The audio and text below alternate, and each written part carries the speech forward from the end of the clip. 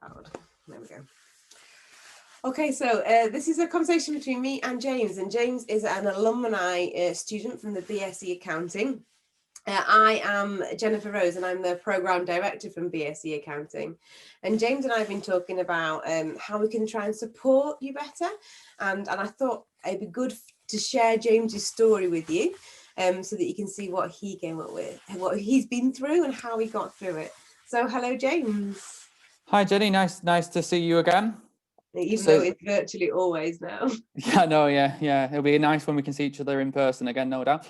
So I am an alumni of University of Manchester. I started in 2013 on the BSc Accounting programme. Like most 18-year-olds, when I first started there, the family said, "Oh, you'll meet someone special while you're there."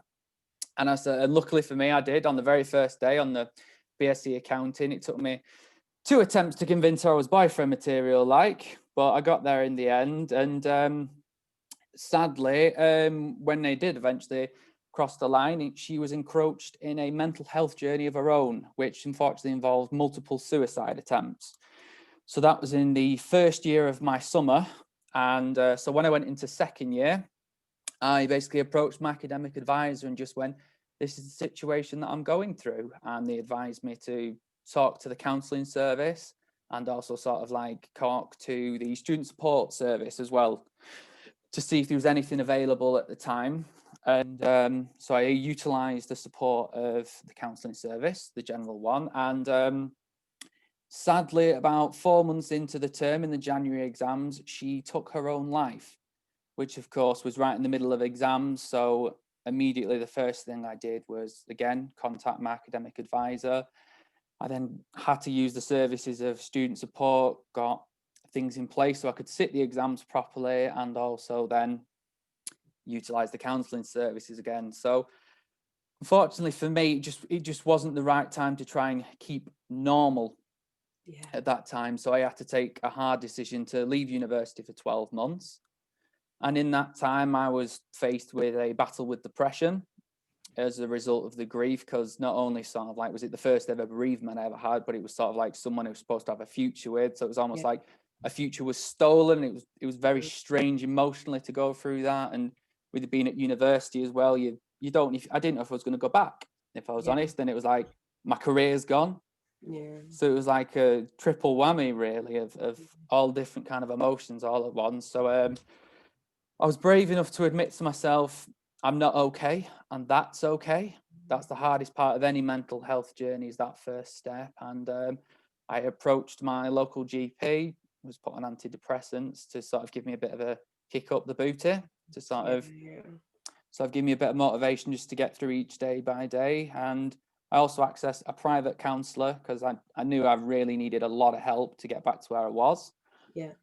And then eventually I came back to university, completed my bachelor's degree with an amazing amount of support from everyone at the business school to put things in place just to make sure that I could finish the degree. I then went on to do a master's degree at University of Manchester in MSc Accounting. And I've now got a graduate contract as an auditor.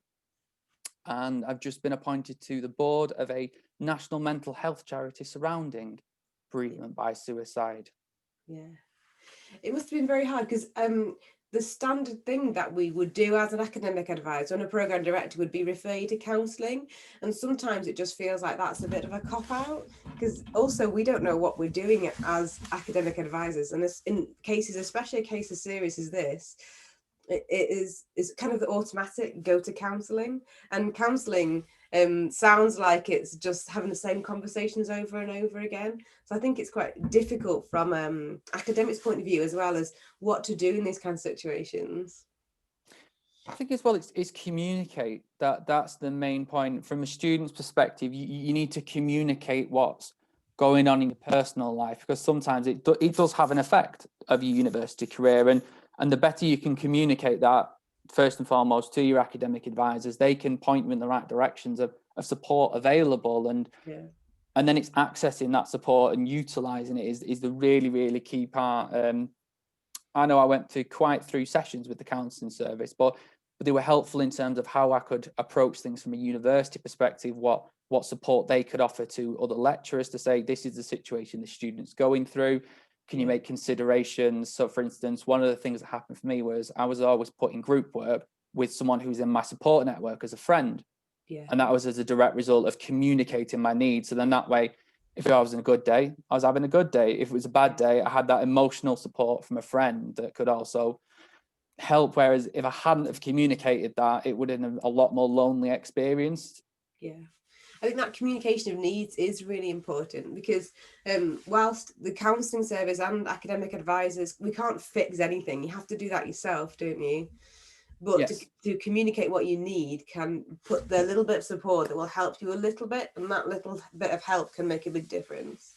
Oh, definitely. I think without the support that I had, I genuinely don't think I would have completed my degree, because it just wouldn't have been feasible. It was at a time when, before I was bereaved, I was in a very engaged, very active student, very bubbly, and all of a sudden it was like a flick of a switch. I was falling asleep in lectures, seminars, I was well behind it. I was not reading any of my books. So I knew if I sat those exams in the summer of that year, it would have been an absolute shambles, and I would have failed to fulfill what I felt was my potential. So, it's you have to, sometimes that's the bravest step, is that communication, and it was one that I gratefully appreciate.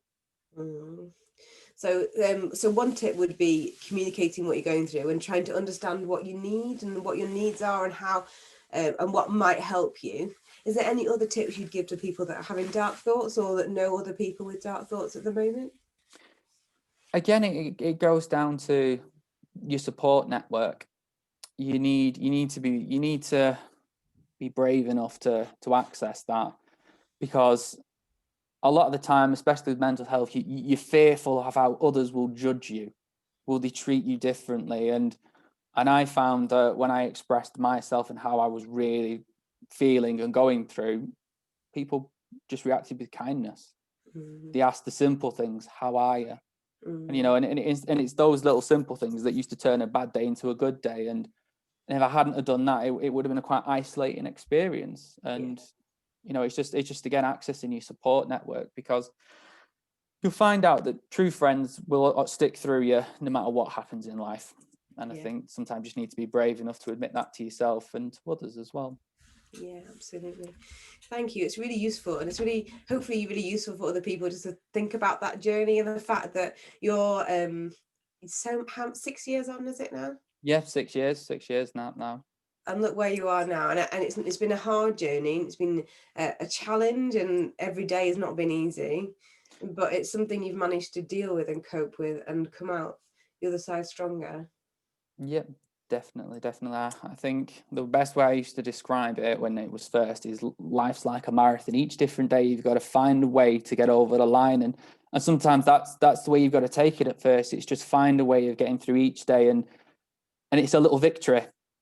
And then the next day, you find you can push yourself just that little bit harder. And it comes to a point where you're almost back to who you want to be, or who you desire to be as a person. And it just takes time. And sometimes you need to be able to give yourself that time.